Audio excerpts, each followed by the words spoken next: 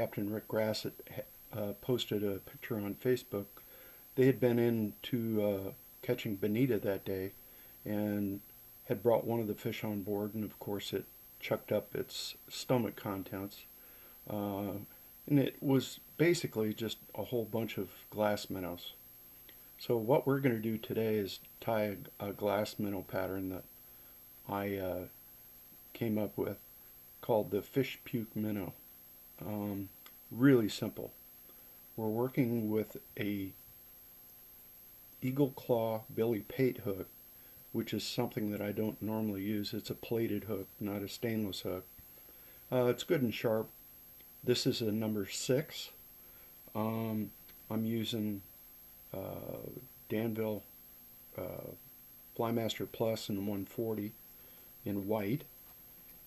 And the first thing we're going to do is tie our thread all the way to the very back of the hook, and then bring in some this pearl body braid, and we're going to tie that in all the way in the back of the hook.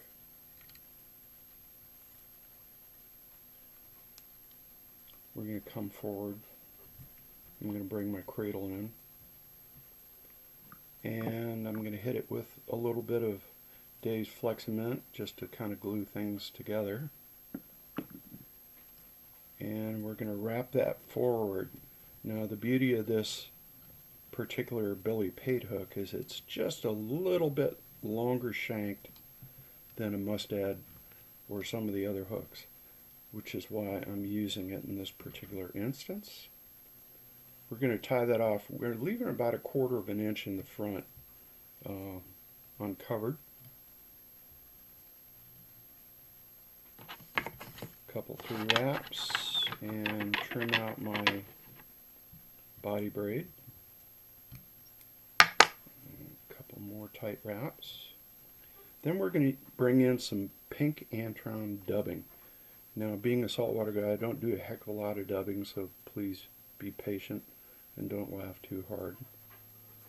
Just a little sparse clump of it, and we twist that around the thread, kind of stretch it out, bring it up, and we're kind of building in the open hook area, and we're building up over the top of the pearl body braid as well. I want it to stand up just a little bit higher than the rest. That's a pretty good clump. Get that down, and we're going to trim out the tag end of the antron. A couple more wraps. Another drop of glue. Okay, last, this is called baitfish emulator. It's a belted flash material. You can get it from Hairline Dubbing. We're going to tie that belt in, and I'm coming in just a little over the top of that pink that I tied in. I want it to kind of tip up just slightly in the back, and we'll put a couple wraps of that right here in the front of the hook. Kind of stroke out my material, and I'm going to overwrap.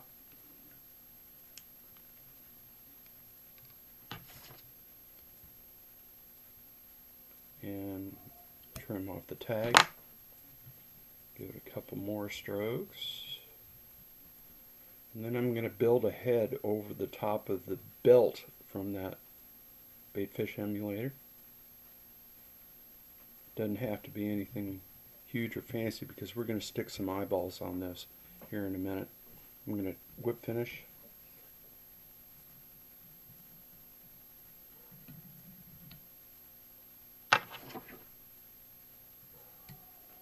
Cut the tag off, and as you can see, the pink shows through really nicely right here, and this kind of lays back really nicely in the back. but it still has a little bit of depth to it that way with that pearl body braid underneath. Now, personally, I size them. I'm going to cut maybe a quarter to half an inch of this, the length of that off. I like the profile about like that. Now, you can trim this way right out on the boat. If you end up, getting microscopic bait, you can cut this way the heck back. Or you can leave it long. Now, personally, I think if you leave it long, it might foul wrap a little bit, because this really doesn't have a lot of starch to it. It's pretty loose material. And again, if you leave it the length, it might end up foul wrapping, so keep that in mind. Now we're going to step aside for just a minute. I'm going to get some eyeballs and we're going to finish this thing up. Okay, we're going to finish this up. I'm using 3mm or 1/8 inch eyes. They're 3D eyes. We got to stick them on this little bump of thread here in the front. Now you can use crazy glue or Zap-A-Gap or whatever you wish. Personally, I'm still fond of this Fletch Tight.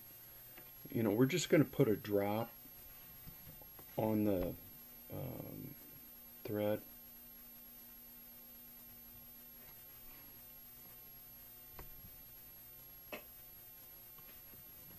It just takes a drop.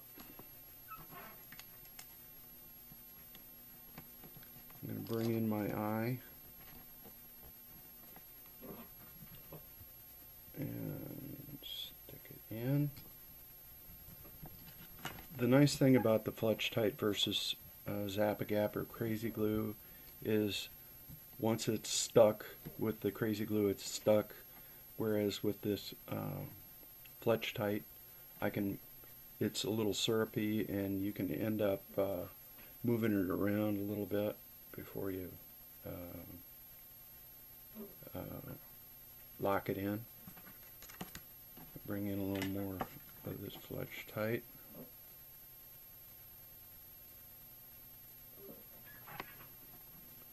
Bring in an eyeball.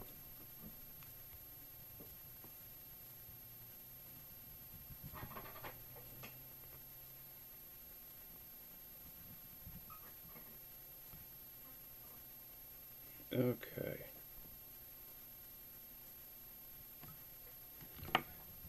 Now that I've got my eyeballs in place, I'm going to bring in some Flex or Clear Cure Goo. This is the thick formula. I'm going to put a drop in between the eyes and kind of work it back in. And I'm going to do the exact same thing on the bottom side. Put a drop of that right in between the eyes. And work that one in. Hit it with my UV light.